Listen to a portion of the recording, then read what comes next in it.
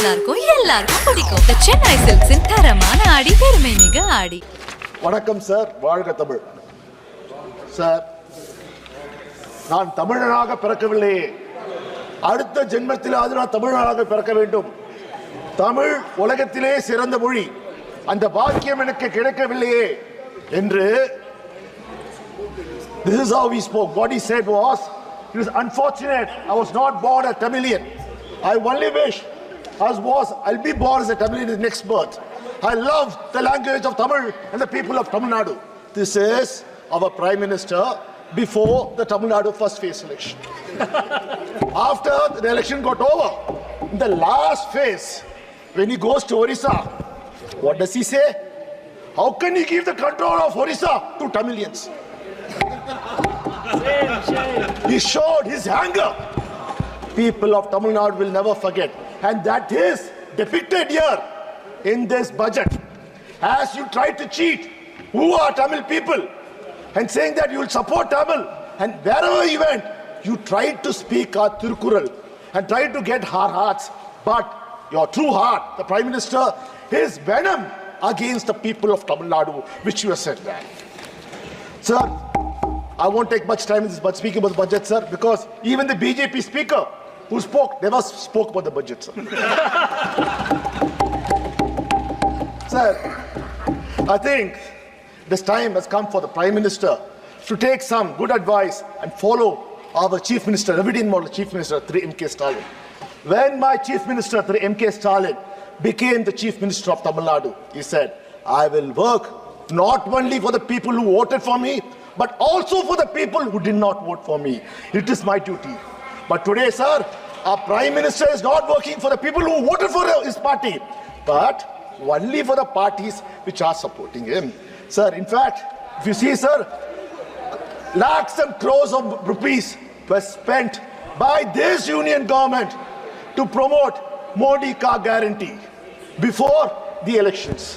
Wherever you went, televisions, radios, newspaper channels, it was all public money was used to promote the Prime Minister.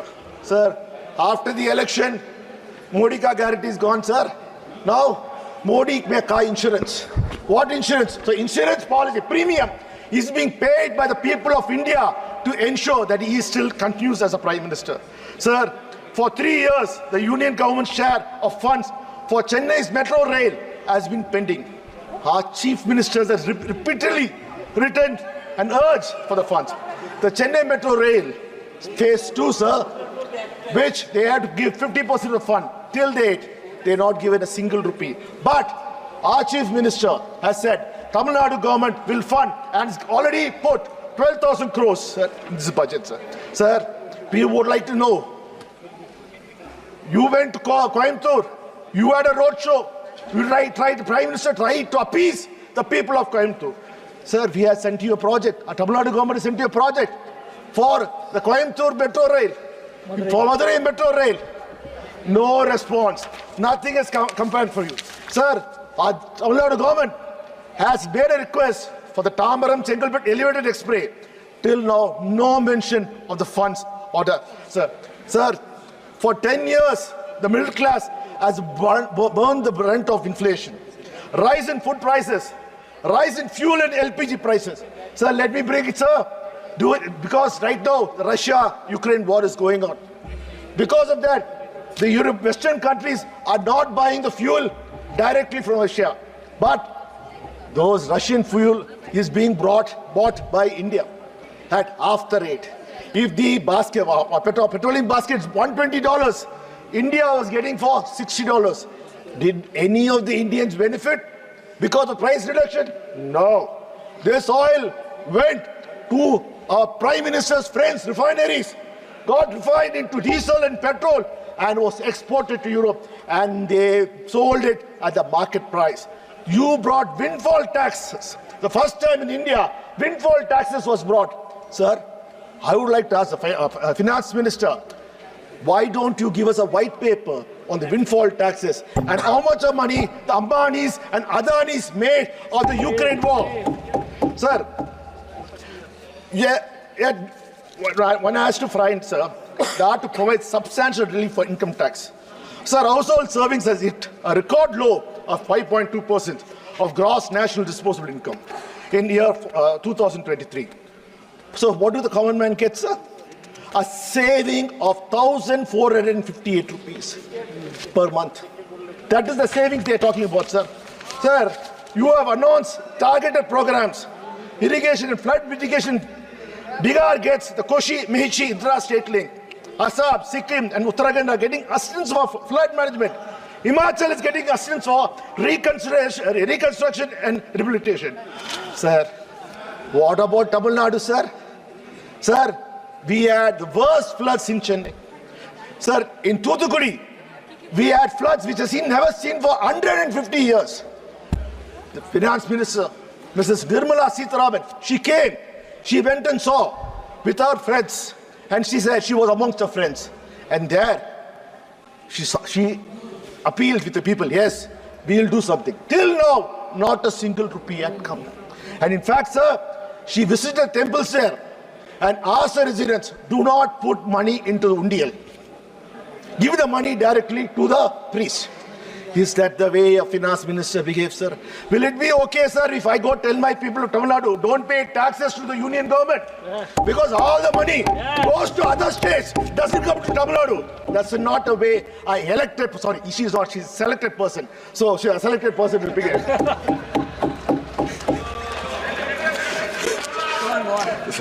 Tamil Nadu has raised requests and asked the floods. Our chief minister made multiple visits to meet the Prime Minister and made a demand for 37,000 crores as disaster relief. You know how much the union minister and the union government gave Tamil Nadu, sir? You'll be surprised. You might even faint. The union government gave us only 276 crores so far. Yet it seems to be in balance. In announcing 11,500 crores to BR due to the political compulsions of this minority BJP government. Sir, when there was flood in Gujarat, the Prime Minister went there the very next day and announced a slew of support measures up to 1,000 crores immediately.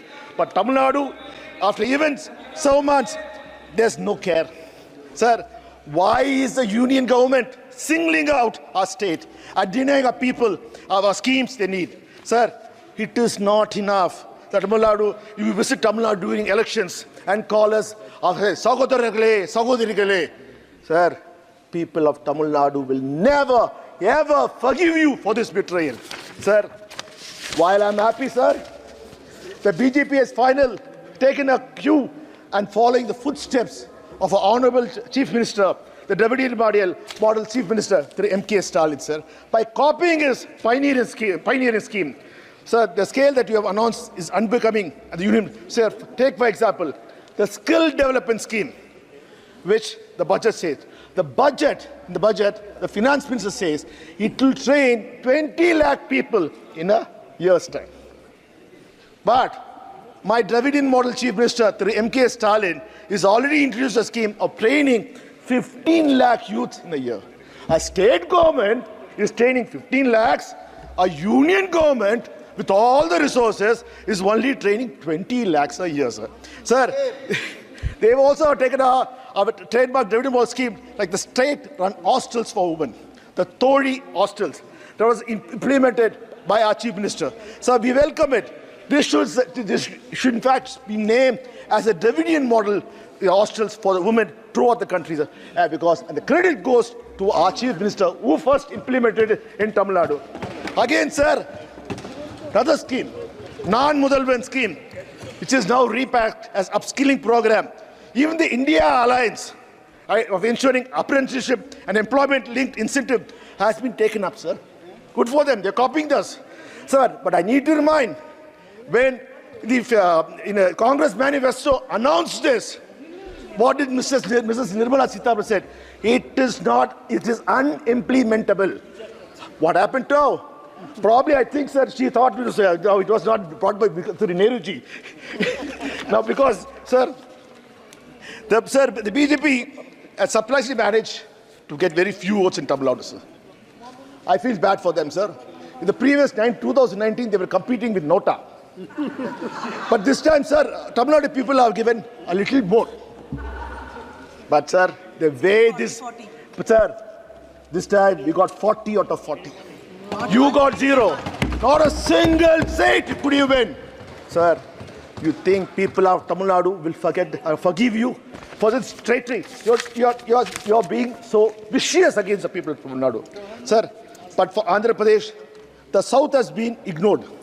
You announced a slew of schemes for your allies in BR and Andhra.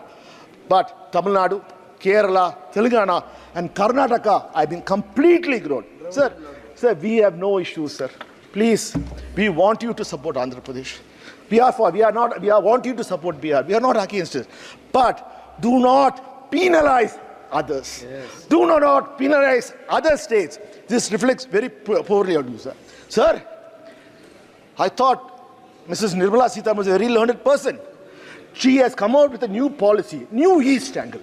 Sir, yesterday I was scratching my head and wondering, what is the New East? The New East of India, Bihar comes, Andhra Pradesh comes, West Bengal doesn't come, sir, and Tamil Nadu is sharing border with Andhra Pradesh, and we don't come. So, whenever convenient, she is using it. Sir, there's a saying in Tamil, sir, Enakku vandha rattam, unakku vandha takkali chutney. That means if I get injured, blood comes for me, but if you do something, it's only a tomato chutney. Sir, I remember, sir, probably Mrs. Nirmala Sitharaman is suffering from selective amnesia or dementia. I do not know. In 2014, you had Chandrababu Naidu Garu as your alliance partner. We all know how badly he was treated. He had to give 2 choices for the ministry. He even had a choice to pick who the minister, what portfolio could be. He had come for the swearing-in ceremony. Then alone he knew that one of his choice is going to become a minister, and that to the same civil aviation was given to them. That time, sir, the chief minister of Andhra Pradesh, Chandrababu Naidu Garu, wanted an appointment with the Prime Minister Modi. He had to wait 4 months. 4 months he had to wait to get an appointment with Modi. For what? Special status for Andhra Pradesh. What all you are giving now, he wanted 10 years back, but what did our Prime Minister do in 2019, sir? He said, into a rally in Raja Mahendravaram, the PM said, the Polavaram project is an ATM for Chandrababu Naidu and his son. Sir, when it chooses you, you put a person down. But when you want to become a Prime Minister because of his help, the same ATM changes and becomes a very important machine for the country. ATM. Sir. Sir. And next thing, sir, the matter of 1 week, 15 bridges in BR collapsed. Normally, our Sangh Parivar would have come and said, corruption. And the bridges followed. We need CBI inquiry. We need ED inquiry. But what are you doing, sir? You're giving 26,000 crores to rebuild those bridges. Sir, you are rewarding the corrupt persons in BR because you want to stay in power and you say you're pure. How can we accept that, sir? Sir, there was a lot of hope in the budget. If everyone thought it would be a pro-poor budget, pro-farm budget, pro-youth budget, as we assumed, your humbling defeat would make you to come back clean and good for the people. Sir, expenditure on social service is crucial for a developing nation like India. It is the only tool we have to eradicate poverty, develop better health infrastructure, and provide a safety net for the most vulnerable. As per the government estimates, sir, they always compare the amount spent this year versus the last year to show how overall the welfare expenditure has grown at a CAGR of 12.8% education. Sir, education by 9.4, health by 15.8, and claim is a record expenditure. Sir, the devil is in the details. Looking at the figure in terms of percentage of total expenditure reveals a different story. Sir, expenditure on education was just around 1.9% for the year 2017-18, which has fallen to 1.7 in 2023-24. Medical and public expenditure has decreased from 0.8 to 0.16. Welfare schemes for the scheduled castes, scheduled tribes and minorities have declined from 0.16 to 0.13. There is no mention of census. This is the fifth budget being presented without the census. This is the first government since independence that has failed to conduct a census even 3 years after the pandemic. Sir, you compare yourself with other countries. I'm going to become the fifth largest economy in the world. Sir, 143 countries in the world after the pandemic have conducted the census successfully and managed to get the data. So what does it mean? The government doesn't know how many people to plan for, what the state of human resources are, what the demography and economic structure are at the local, regional and national levels. So how can we expect effective policy making for this government? One wonders if you're avoiding to conduct census because of the pressure from within your dependable allies for a caste-based census. Sir, budget lets down the poor, fails to address the growing economic equality.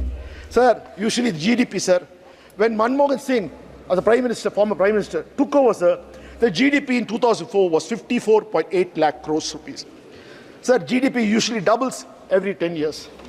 When Manmohan Singh left at 2014, and the great Prime Minister Modi took in 2014, it was 105.27 lakh crores, literally doubled. Sir, that means after 10 years, let's do the maths. You should have doubled. You should have been more than 200 crores, sir. A GDP, 200 lakh crores. But your governance has brought in for 2023-24, it is only 173.82 lakh crores, sir. This shows that you are not performing as you claim to. Budgets are aimed to stimulate growth. The economic survey says India's real GDP grew by 8.2% for the year, financial year 24, marking a growth of over 7% for the third consecutive year. It forecasts that in a modest 6.5 to 7%. Sir, but what is growth? It is just the increase of a size of economy, or is an equitable distribution of wealth from the growth? Who is benefiting from the growth? Sir, it is the 3.44 crore people living in extremely poverty in country. After all, they are the ones most affected by macroeconomics indicators like inflation in food prices. While headlines and core inflation have eased to 5.1% and 3.1% respectively, the consumer food price index remains high at 9.4% in June 2024. Economic inequality has widened significantly over the past under the BJP's crony capitalism government. The wealth of Indian billionaires has increased, that means Modi's friends, has increased by 35% in 2020 alone, while millions were pushed into poverty due to the pandemic. Reports indicates that 10% of the population holds 77% of the national wealth, highlighting a severe disparity in income distribution. There is another outstanding statistics with this as well. By 22-23, the top 10% of the country's population has 22.6% of all income and own 40% of all the wealth of the country. Sir, this is worse than the colonial era. This is worse than the British Raj. This is how the BJP is taking our country to. Sir, youth and employment data. So this is the elephant in the room. Despite promises to create 2 crore jobs annually, the reality has been starkly different. The unemployment rate rose by 40 for 6.1 in 2018 to 17.8, sir. It peaked, sir. This was much before the pandemic. So we can't blame the global situation. Today the situation is worse. One side, the Ministry of Labour and Employment is saying that as per the latest available periodic labour force survey, reports that estimate unemployment rate on usual status of person of age 15 years and above was 4.2 in 2021, 4.1 in 22, and 3.2 in 23, respectively. Sir, but the data from the Center for Monitoring Indian Economy, an independent think tank, says the unemployment rate was 8% in 2020-21, 5.9% in 21-22 and 7.3% in 2022-23. This which is far more believable on the ground reality. According to the CMI data, the unemployment rate in India stood at 9.2% in June 24. So a sharp increase from 7% in May 24. CMI Consumer Pyramid Household shows that the female unemployment reached 18.5%, exceeding the national average in June 24. This up from 15.1% the same period last year. At the same time, male unemployment stood at 7.8, slightly higher than 7.7 in June 2023. Sir, why the labor participation rate rose to 41.4% in June 2024 from 40% in May and up from 39% in June? The rural unemployment rate rose to 9.3 in June from 6.3 in May. The urban unemployment rate climbed from 8.6 to 8.9. The contrast sharply with figures of 2014, where the unemployment rate was 5.44 during the UPA regime. So the finance ministers have highlighted the BJP's 9 crucial priorities for transforming India into a developed country by 2047. The 9 priorities for generating ample opportunities for India is included: productivity and resilience in agriculture, employment and skilling, inclusive human resources development, social justice, urban development, energy security, infrastructure, innovation, research and development, and next generation reforms. So let us take one by one. Sir, productivity and resilience in agriculture. An inter-ministerial committee in April 2016 was set up in 2016 to lay out a roadmap to double farmers' income by 2022, as promised by the Prime Minister. They used 2012-2013 National Sample Survey Office data to estimate. The national average annual income of Indian farmers was 96,000 in 2015-16. Based on this, the committee set the targeted double income at 1,92,694 at 2015-16 concentrate to 2,71,000 at the current price in this.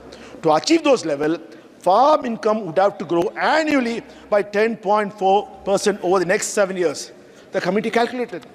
While the data of 22-23 is not available, according to the last situational survey data released by 2022, the average annual income of the farming household increased from 96,703 in 2015-16 to 1,22,616 in 2018.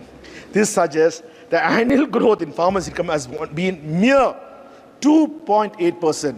Even this growth has been driven from non-farm income, since income from crop cultivation declined by 1.5% annually since 2015-16. Sir, at this point, when this government came, they did promise, sir. I was also surprised that a mega project of interlinking of rivers will be taken. Sir, how many rivers have they interlinked, sir? Can they give us a white paper on that, sir?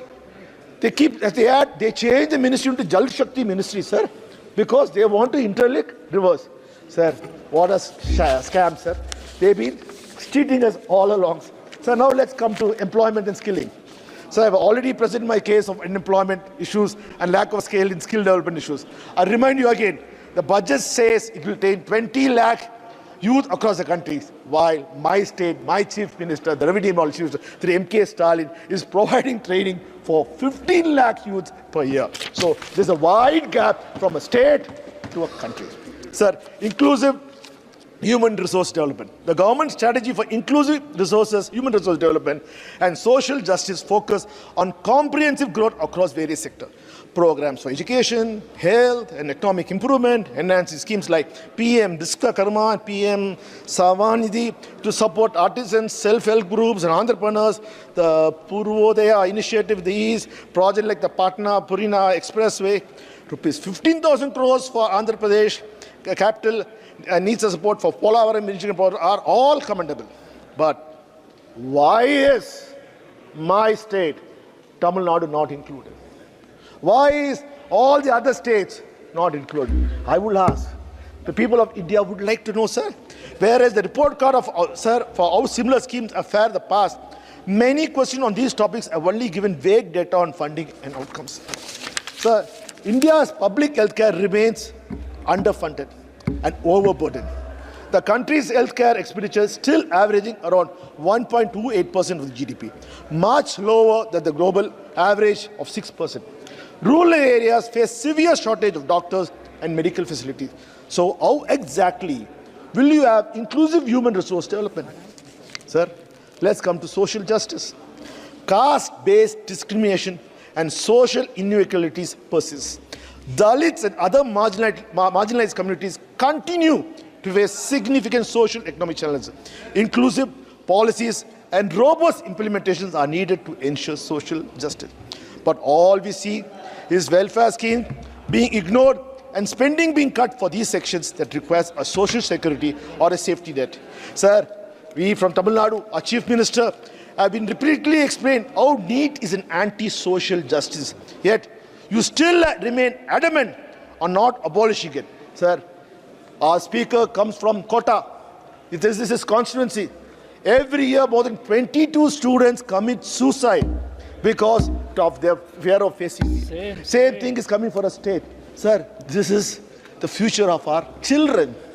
Your arrogance should not come in the way. Sir, this is not what we want. Sir, this is anti-social. This is against the social development. I hope you open your eyes after all the scams. Do not cover it up and try to push it. Sir, next is they're talking about urban development. You refuse to fund our Chennai Metro Bridge projects or any other metro projects. Lower the state with construction bills for housing projects. The air quality index requires major cities continue to be accelerated and deforestation rates have increased. Smart City mission has been extended till March 2025 after the June deadline was missed. Smart Cities allocation slashed from 2,400 crores for the year 25 from 8,000 crores. You say more resources will be allocated for urban rejuvenation mission, which is more about improving the living conditions of the urban poor in the city. But during the course of the election, we saw in Chennai when Prime Minister Modi went for a roadshow from his favorite area of Mismambalam, and he had to cross my constituency where people are staying, poor people are staying in the slum board houses. Cloths were put, like what they did for Namashetram. They didn't want people to see the poor of Gujarat. The poor of Chennai were covered. This is the condition what they said. Sir, I would like to know, what happened to your pipe drinking water to every house? Nothing has been happening, sir. Sir, PM is talking about energy security. Sir, FM has announced a diversified energy plan focused on small modular nuclear reactors, rooftop solar plants, and development of indigenous technology for advanced ultra super critical thermal power plants with much higher efficiency. Can we have the data on how much of this funding will be allocated to each state and how the criteria of selecting the project for each state will be decided? Sir, as of June, about 54.5% of India's power comes from thermal sources like coal, gas, and diesel, while 45.5% comes from non-fossil sources, which includes 1.8% nuclear power capacity. According to the Power Ministry, how does the FM plan to alter this drastically in a short period? What happens? The state decide not to opt for small modular nuclear reactors and want to pursue with alternate sources. Is there a mechanism for how this announcement will be implemented? So there is no announcement related to ambitious green hydrogen mission, which got 600 crores the interim budget. No announcement related to electric vehicles in FAME 3, which will be critical to not just cleaner environment, but also industry. What about the funding of harnessing of offshore wind energy production? So infrastructure, sir. FM has announced 11.11 lakh crores for capital expenditure for 2024-25. Road and railway projects are to get nearly 50% of this outlay. The massive slash in social sector spending over the years, coupled with the unimaginative move to push capex once again in the latest union budget, has become a trademark of BJP budget that does little for the common man people of this country. The budget capital expenditure is about 17% more compared to the actual expenditure of 9.48 lakh crores last year. FM has once again bet on increased capital expenditure spending, but little to show how it has helped deliver results. The two most powerful indicators of revival capital expenditure cycles are acceleration and completion of investment project. And in this increase is net fixed asset of non-financial companies. We are yet to see any result for the capex investment for the last few years. So how can we be sure? We must also not forget the large capital expenditures is at the cost of welfare. There have been significant cuts in major schemes and no investment in key sectors like healthcare and education. Similarly, schemes for minorities, the disabled, the pensioners, for the elderly have all been summarily reduced. In addition, the rise in price over the past 5 years means that every rupee buys less than it did in 2019. This deadly combination of insufficient funding and rising inflation directly hurts our nation's poorest and most disadvantaged. It will be only aggravate existing crises such as inflation, historically high unemployment, and low savings in the country. So this push for infrastructure comes at a large cost. What will we see the results of massive capital expenditure, capital spending by BJP? Sir, now let's come to innovation development. Everyone will be in support of, sir, all of us will be supporting fostering indigenous innovation and research. But the Union government follow through with sufficient and consistent funding. Oneindia National Research Fund for basic research and prototype development is to be operationalized. How does the government propose to do this? Is there a roadmap in place? Financing pool of 1 lakh crore for spurring private sector driven research and innovations at commercial scale is commendable. But where are the funds for such announcement going to come from? So let's go for next generation reform. How does the government plan to ensure uniform implementation of land and labor reforms across states, given the varying levels of infrastructure and government capabilities? How does the union government plan to structure the fiscal support for states? What criteria will be used to determine the allocation of funds? How will the government address the digital divide, particularly in the rural areas, to ensure the benefits of digitized land records and GIS mapping are accessible to all citizens? How will the government involve various stakeholders, including the farmers, labor unions, industry representatives, in reform process to ensure the concerns suggestions are adequately addressed? We already saw how your farm laws backfired due to lack of consultations. In conclusion, sir, Chairman, sir, the union budget has again failed to meet the aspiration of the middle class of the people.